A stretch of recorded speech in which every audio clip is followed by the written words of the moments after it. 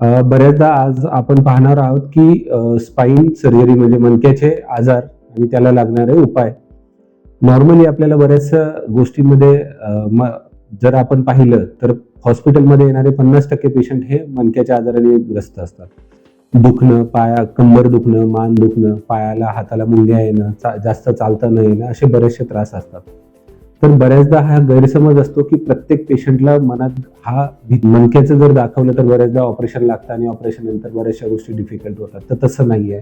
जवळजवळ 100 जर आपण पेशंट पाहिले तर 100 पैकी 95% पेशंटला ऑपरेशनची किंवा दुसऱ्या कुठल्याही गोष्टीची गरज नाही. बरेचसे हे आजार आहेत, मणकेदुखी आहे, ती साध्या साध्या उपायांनी आपण ठीक करू शकतो. जसं की रेग्युलरली एक्सरसाइज करणं, व्यवस्थित डाएट घेणं ज्याच्यामध्ये कॅल्शियम भरपूर आहे, व्हिटॅमिन डी आहे, B12 आहे, आहार चांगला घेणं.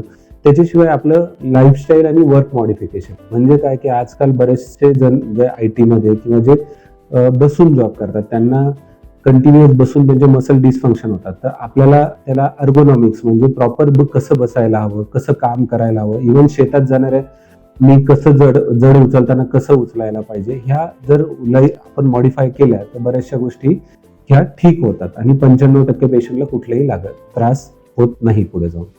उरलेले 5% पेशंटला काही सिंपल प्रोसिजर करून 5% पैकी 2 ते 3% पेशंटला ही सर्जरी लागत नाही. आपण सिंपल प्रोसिजर जसं की pain blocks, nerve blocks, radio frequency ablation ज्याच्यामध्ये कुठलाही टाका येत नाही किंवा पेशंटला जास्त ऍडमिट राहायची गरज नाही, ह्या गोष्टी करून आपण पूर्णपणे पेशंटला वेदनामुक्त करू शकतो. फक्त 100 पैकी 2 ते 3% लोकांनाच ऑपरेशनची गरज असते. तर ही गरज केव्हा असते? ज्यावेळेस गोळ्यांनी सगळ्या हे मॉडिफिकेशन्सनी जसं की डाएट वगैरे सगळ्या गोष्टींनीही फरक नाही पडला, एक्सरसाइजनी फरक नाही पडला, तर त्याच पेशंटला फक्त ऑपरेशनची गरज असते. जसं की कंबर खूप जास्त दुखणं, थोडंसं चाललं की बसावं लागणं, पायांमध्ये तीव्र वेदना येणं, अशा पेशंटला ऑपरेशनची गरज पडते. तर त्यावेळेस बरेचसे पेशंट ज्यावेळेस आपण मणक्याचं ऑपरेशन काढलं तर बरेचसे पेशंट आधीच भीतीने गळून जातात.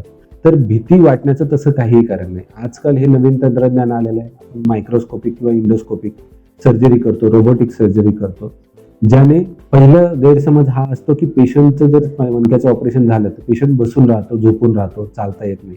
तर असं अजिबात नाही. नवीन टेक्नॉलॉजीने आपण पेशंटचं सर्जरी झाली की अगदी त्याच दिवशी पहिल्यासारखं पेशंटला चालवू शकतो आणि थोड्या दिवसांमध्येच पेशंट पूर्णपणे रिकव्हर होतो आणि त्याचं लाईफ पूर्णपणे सुधारतं.